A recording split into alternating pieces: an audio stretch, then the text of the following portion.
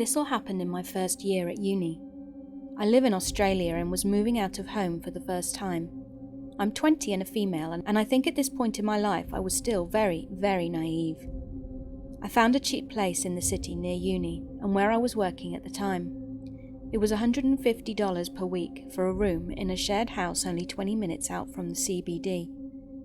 It seemed like an awesome deal to me, so I messaged the landlord and told her I was interested.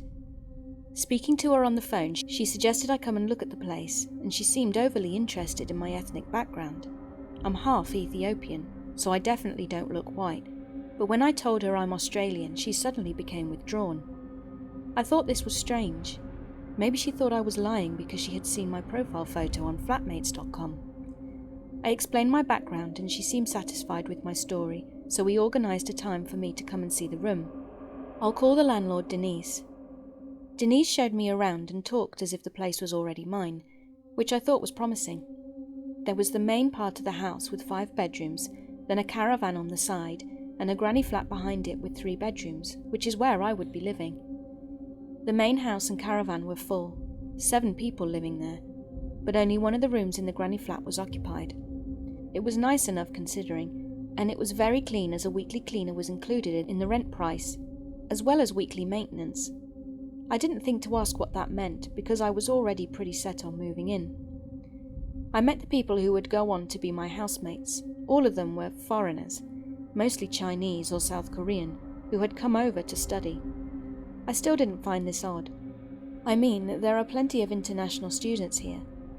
The door to my room had a lock on it and I was told only myself and Denise had a key, but Denise never usually came to the house, so there was a good level of privacy. A week after, I moved in. I met the maintenance guy. I'll call him Patrick. He seemed to be gardening and came over to introduce himself. He seemed nice enough. I found out he's Denise's brother, and he looked to be in his late 40s or so. I found him to be a bit awkward, but I have been raised to be polite to a fault, so I ended up talking to him for a long time before going back to my room. I don't remember what we talked about, but I remember he kept saying things like I was very beautiful, and describing my skin as exotic and caramel more than once, which rubbed me the wrong way. A few days later the cleaner came. She is really lovely and has known Denise and Patrick for a long time. She and I had a nice chat, and for some reason she brought up that Patrick was on the autism spectrum, so to me that explained his awkwardness, so I decided he's harmless and I felt bad about my initial judgment of him. The next time I saw him, I'd come out into the kitchen and saw him just standing there. This struck me as odd for 2 reasons. 1, it was the morning and I was in my pyjamas having just woken up, and 2, he's the maintenance guy, so I didn't understand why he would be inside the house. I still felt bad for my earlier judgment, so I just smiled and said hello. He turned and seemed startled, then explained to me he was just taking out the trash. I saw that he had replaced the bins in the kitchen, so I was just like, oh, okay. He was trying to be helpful, I guess, but I told him he really didn't have to do that. He just kind of insisted though, so I let him get on with it. Whatever. I ended up talking to him again, and once more he seemed to have a weird fixation with me being exotic, even though I told him I was born in Australia. Mostly he was generally asking how I was finding the place, and he reiterated that everything was super safe, and for some reason brought up the keys to the bedrooms. He said only me, Denise, and he had keys. I didn't say anything out loud, but in my head I thought, wait, since when did he have a key? But I still just kind of brushed it off. Cut to a few months later.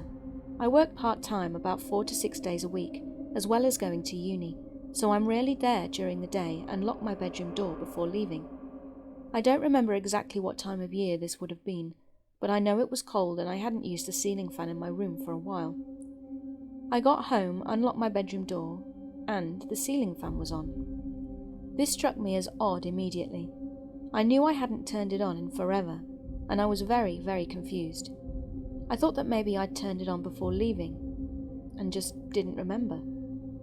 I brought it up with my roommate and she just kind of shrugged and said it was odd, but didn't seem weirded out by it, so I figured I was overthinking the whole thing. I want for you to just note, I kept to myself a lot. I wasn't close to any of my roommates and I only talked to this woman occasionally. A few weeks later, I'm leaving for work and I have a very strange feeling whilst walking to the front gate of the house. For some reason, I get the urge to turn around, and that's when I see Patrick hiding behind some bushes and staring at me. As soon as he realises he's caught, he turns and pretends to be gardening. In that moment, my mind actually went kind of blank. I was thinking, surely he wasn't watching me. All I did was frown and wonder to myself why he would stare at me like that, then pretend he hadn't been. I came back later that day, unlock my door, walk in, and again, something feels off, but this time I can't put my finger on it. I stood in my room, looked around, and had a good stare at everything in the room, but couldn't find anything. When I realised that I didn't know what I was looking for, I felt totally creeped out and left my room. I told my roommate again that I thought someone had been in my room. This time she sat down with me and basically told me that she thought that recently someone had gone in her room too. We chatted for a bit and she said that she had left her bedroom window open when she went to work, and when she came home, it was shut. I brought up the fan again and my roommate said maybe we should let Denise know. So I texted Denise and wrote something along the lines of, I think someone's been going into my room because of X and Y event, and my roommate had said the same thing. I exchanged a few messages with Denise, but the general response from her was, oh wow, that's so bizarre. Again, being super naive, young, and too polite for my own good, I assumed that I was overreacting and didn't want to seem like a bad tenant. Thankfully, it turned out Denise was more sympathetic than I'd realised, because she said she was going to have the locks changed the next day. I was really grateful and assumed that would be it. But in my head, I was thinking, only 3 people have the keys. Me, Denise, and Patrick. So if someone had been coming in, wouldn't it have been one of us 3? Which is exactly why I didn't feel too good when Patrick showed up the next day to change the lock himself. Being the maintenance guy and all, I ended up leaving while he did the change and got a text later saying it was done and the new keys were in the mailbox. Fast forward a year. By now I was aware that Patrick seemed to come over about twice a week, and he always came inside the house to work, to take out the rubbish, but never seemed to really do any maintenance work. I chalked it up to Denise giving him a job because maybe he couldn't find one elsewhere. I tried to avoid him though. As far as I can remember, nothing else seemed strange until now. I came home from work, walked into my bedroom, and while I was getting undressed to take a shower, I noticed something very, very strange that was definitely not there when I left. There was some whitish pale gunk, kind of splattered upwards on the wall and the floor. Honestly, my first thought when looking at it after a while was like, that looks like donut glaze or something. I leaned closer to it, but still didn't really register what the stuff was, only that I definitely hadn't spilled anything there at all. So again, I got creeped, went to the kitchen to grab a cloth and wiped it up. That's when I had the thought that, wait, is that semen? I really didn't know what to look for, but as soon as I'd had that thought, nothing could convince me otherwise. Again, my door had been locked, and only myself, Denise, and Patrick had any keys to my room. My roommate wasn't home, but I called Denise right away. She didn't answer, so instead I messaged her and said that basically someone had been in my room, and there was some weird white stuff splattered on the wall. I wanted to see if she'd come to the same conclusion I had, but this time her response was really off. She messaged back hours later, was really dismissive and said something like, very bizarre, but the lock has been changed though. Well, yeah, obviously, I thought. So who do you think would have been in there? I felt so weird and grossed out that I went to a friend's place and messaged my stepdad about it. I told him everything for the first time, and I guess it sounded a lot worse than it was, as I was telling him everything all at once, because his response was, hell no, you're moving out of there. I called Denise and told her I was going to move out if the issue wasn't taken seriously. This is when I realised that the leasing situation at this place was dodgy, which I didn't know beforehand, due to lack of experience and no sense to ask. Essentially, there was no record of me actually being a tenant, and I was kind of just sending money into this lady's bank account, and there wasn't any official paperwork. I looked back over the stuff I'd signed when I initially moved in, and it was typed up by Denise, I assume. I don't remember the details, but it wasn't official at all, so this meant I was able to move out ASAP. Denise didn't put up much of a fuss about the short notice, and when I came back the next day, the stuff on the wall was gone, so I didn't have any proof of what I'd found there.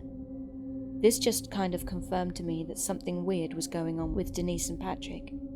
My stepdad helped me get all my stuff, and Denise just left a message to say please leave the keys on the counter. It took me a few days to process every creepy thing that had happened throughout my stay there, and put it all together as a massive creep fest.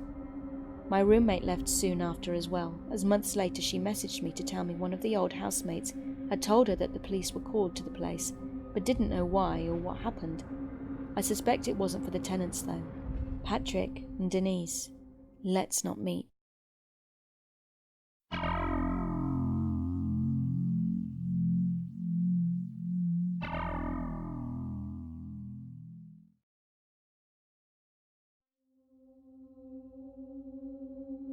I've kind of been wanting to post this for a while, but a combination of technical difficulties and residual fear have been preventing me from doing so thus far.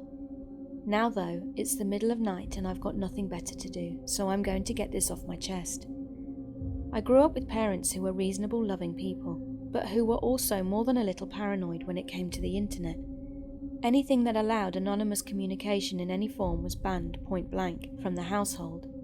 Even Club Penguin wasn't allowed because you could chat in it. Naturally, when I got my first laptop at 12, the first thing I did was start trying to talk to people online. It was a piece of crap and was gotten only because all my homework that year was online. I wasn't going in chat rooms or anything because my parents' warnings still resonated with me, but I wasn't avoiding contact either. I ended up making a DeviantArt account, where I didn't do much posting as I lack artistic talent.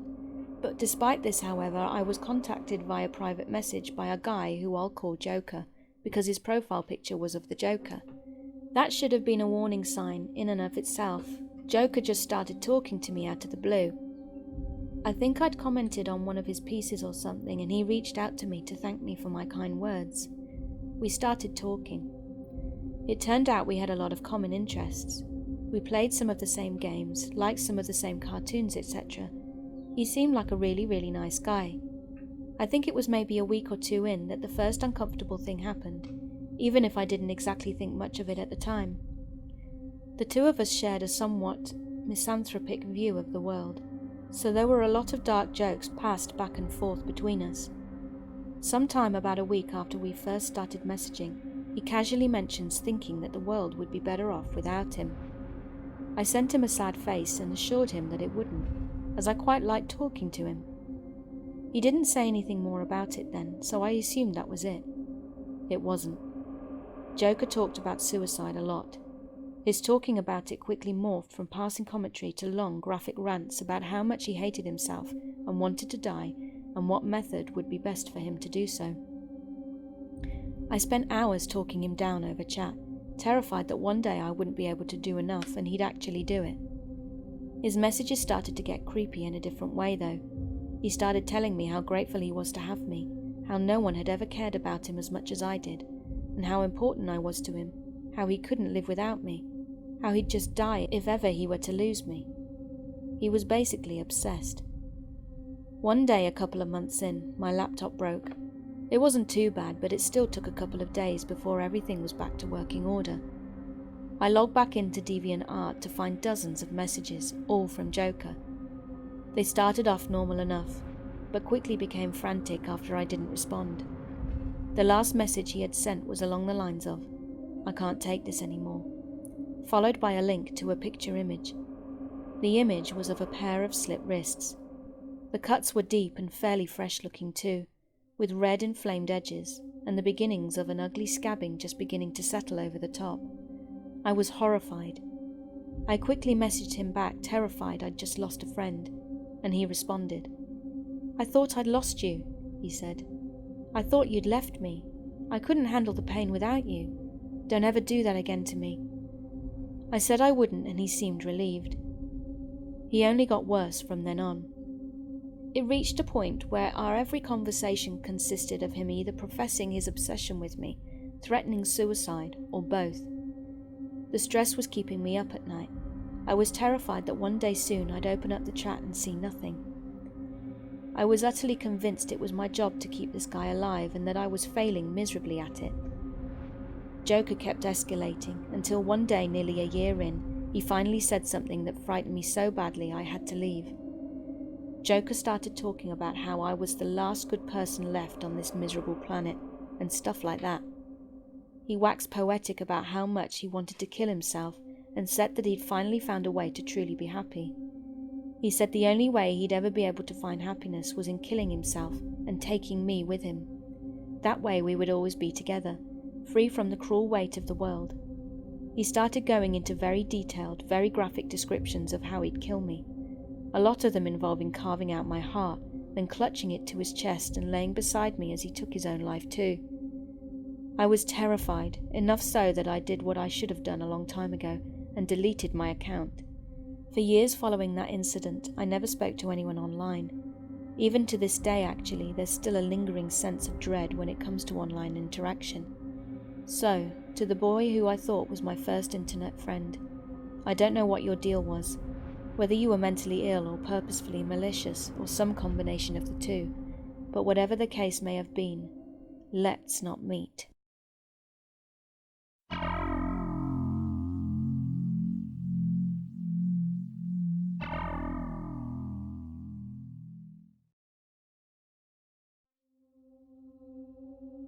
I work at a busy company in Orlando, right in the heart of I-Drive. If you're not familiar with the area, that is short for International Drive, which is short for Tourist Central. This meant that I tended to work a lot of nights, which my husband was never fond of. A couple of my co-workers had had some weird experiences in our parking lot, so we always left after 10 p.m. with another person. So we had someone to walk to our cars with. Us females definitely made sure to do this. This night in particular, I'd closed the store at around 1:30 a.m. and was walking to my car, waving goodnight to a co-worker with one hand and already dialing my husband's number in the other. Though we only live about 25 minutes away from my job, we both liked to call one another when we were leaving wherever we were, so we could let the other one know of our expected arrival. Plus, on nights I closed up, it was nice to fill him in on the night's adventures and current gossip. This is also a good time to mention that I lived in a not-so-great part of Orlando. When I moved there for school, we moved into one of the cheapest apartments we could find, which incidentally meant moving into the ghetto. I didn't mind it much overall. Our neighbours were nice and the apartment was affordable for the time being. As I continued my drive home, I became occupied with complaining about my long shift and how I will not be home until almost 2 a.m. I turned on the usual side street that connected two state roads, and right at the end of this road was my complex. This road usually only lasted about 8 minutes, and it ran through a run-down neighbourhood, but I always got a bit of excitement turning down it, because it was my last turn, meaning I was almost home. As I'm driving down this windy, empty road, out of the corner of my eye I noticed movement of another car. As I mentioned before, this road ran straight through a neighbourhood, which also held an endless amount of side roads on it that led to loops and circles that were littered with houses. It's very dark, only lit by my headlights and the dim street lights, but I could see a van heading my way out of one of the side streets, not even 15 feet in front of me. This next part happened so fast I had no idea how to react. I see shadows inside the van in the passenger and driver's seat. Then suddenly there was a man hanging out of the passenger side window with a pistol. He fires off multiple shots straight at a corner house, and it was directly next to me at this point. My heart drops and all I can say is, oh my God. My husband is still on the phone with me and actually heard the gunshots. He becomes frantic, asking what had happened and if I'm okay. All I can mutter is, I just saw a drive-by. As I pass by the house where the shooting had happened, the driver of the van peels out and onto the road I am driving down and flies right up behind me. At this point my heart is racing. The attackers were right behind me and are the only other vehicle on the road. I am the only witness to their crime. I tell my husband they are behind me and he quickly talks me down and tries to calm me. My eyes can't stop shifting between my rearview mirror and the road in front of me. The van behind me is swerving back and forth on the road, falling a few feet behind me, and then back up my bumper again. I say out loud that I don't know what to do, and my husband tells me that if they continue to follow me, to go to our local police station. Then suddenly, out of nowhere, the driver whips to the left and down a road deeper into the neighbourhood, leaving me alone on the road once more. I was home within minutes, and my husband was just as shaken up as me, saying that he can still hear those gunshots from the other end of the phone, waiting for what felt like an eternity for me to say something and tell him what was happening. I saw police there the next morning on my way to work, but I never found out how bad or fatal the shooting was. I've since moved from that neighbourhood and will hopefully never have to witness a drive-by 8 minutes from my home again. And to the attackers of that home and drivers of that van, let's not meet.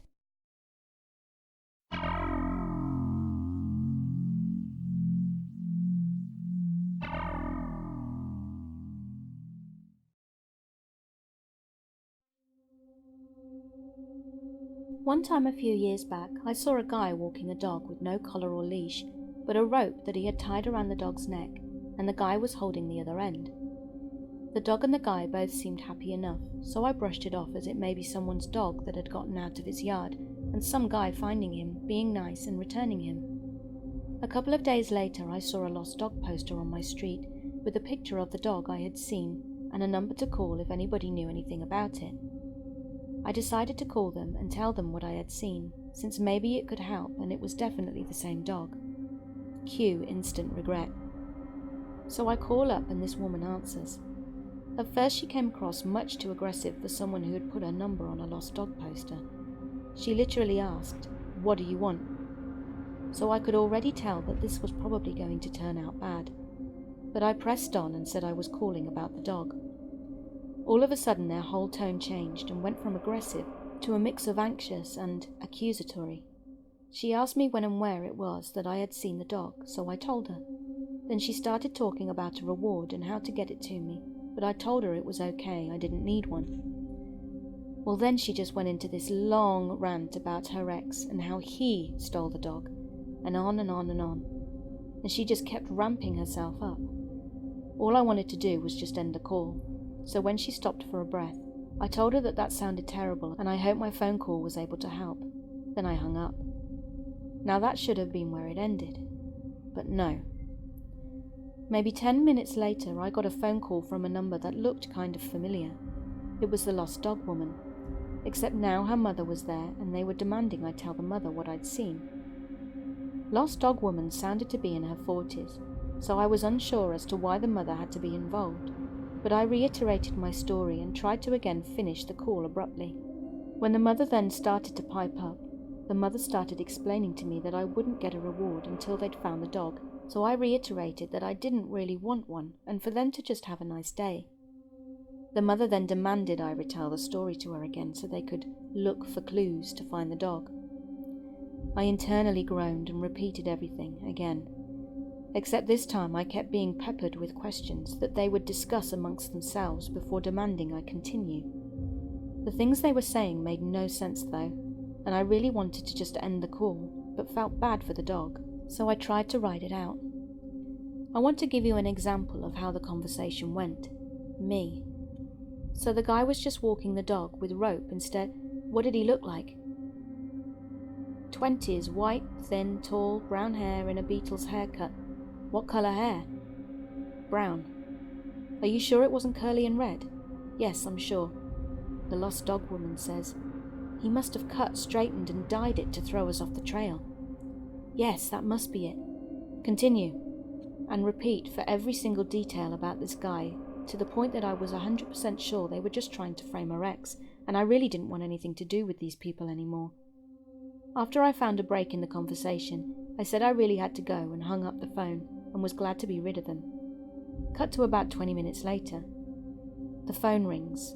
I answer it thinking it must be the pizza guy having trouble with finding my address.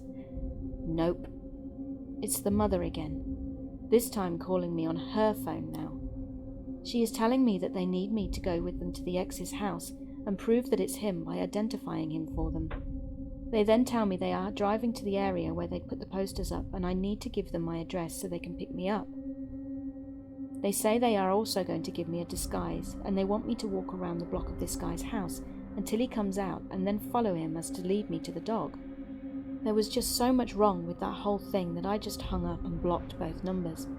I actually had my roommate go out and grab the pizza because I didn't want to accidentally run into those women, even though they had never seen me.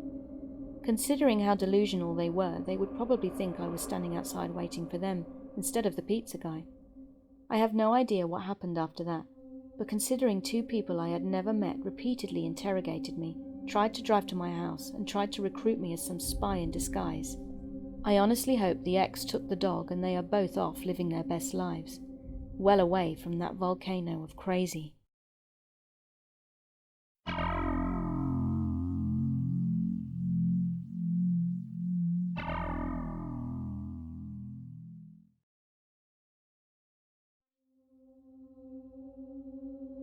When I was at university, I was heavily involved in one of the musical theatre societies. They would put on one big show and a small one every year, and in my first year I managed to bag the lead role in the largest show of the two. I was a bit nervous because this was my first major role in anything ever, but I was told that it wasn't a big deal and that most people wouldn't pay half as much attention as I thought they would. I wish that had been the case. We had a run of slightly over a week in a fairly large performance space, about 300 seats. Opening night came and went and everything was going well, until the next day. My uni had a kind of love letter page on Facebook. It's usually a few genuine questions, but mostly just jokes. On it, someone had written something along the lines of, "To the girl who played, my character's name, last night, you were very cute. I wish your costume was just a bit shorter though." A few people who knew me had tagged me in it. I was kind of uncomfortable by the second half of the comment, but I pretty much brushed it off as a friend playing a prank on me. We did the second show and there's a part where I have to point out someone in the audience. There was a guy sitting in the second row who I chose for that night. That same evening there was another post on the confession page, this time using my real name. "Annie, thanks for pointing me out tonight. You made me blush." It was signed with the name of my character's love interest. Again, I wasn't sure if I felt flattered or not, so I just decided to ignore it. The third day of the show was uneventful, but on the fourth day I saw the same guy in the audience. It made me a bit uncomfortable that he had come to see it for the third time, so I ignored him, even though he was near the front of the audience again, meaning he'd have to be one of the first people to arrive. Then our promotional Twitter started getting posts from an account run by a person who was obviously the same guy based on the profile pic, asking if we did stage door and if he could catch the cast after the show. At that point everybody knew and agreed he was being a bit creepy, and one of my friends, Jordan, who happened to be playing my love interest, offered to walk me home after the show. Things seemed okay for a day or two, until curiosity got the better of me, and I decided to check out this guy's Twitter, which was private. His Tumblr was linked in his description, however, and that wasn't. And geez, I'm so glad I did, because it was creepy as hell. There was a whole bunch of stuff he'd reblogged about unrequited love, and some posts that were definitely about me. Stuff like, "I'm her biggest fan and she doesn't even know I exist," in the notes. I don't quite remember everything because it was a while ago, but he seemed to be under some kind of delusion that I was my character, and that he was the love interest. It was really weird and I was super creeped out. It all came to a peak during one of our last shows. Basically, we have two entrances on the stage, but there's a bit where I have to come in from the back of the audience, meaning I basically have to go around the entire theatre from backstage, and I have to leave the building for a bit. I have a scene to spare, so I was going around when I catch someone walking behind me. I turned around and the very same guy is there. He asked me if he could take a picture with me, that he was supposed to catch the show but he was late, so he waited for me to come out. I tell him that I have to go on stage soon, but that's nice of him, even though I didn't think that at all. I start to leave and he calls after me, yelling at me as if I'm my character. He straight up said some lines that Jordan's character does, and said to wait until after the show, where he'll rescue me from the fake love interest. This definitely set off alarm bells, so I just go back into the building and tell my stage manager as soon as possible. They must have alerted an on-campus security guard, because he was gone after the show. I haven't seen him since. I've graduated since then, and I think he'd got scared off. Although I'm still very upset that he ruined what should have been a fun show week, and I'm slightly worried about him. I don't know if the delusion was an act or he genuinely believed it, and if it was the latter, I hope he got help. So my self-proclaimed biggest fan, let's not meet.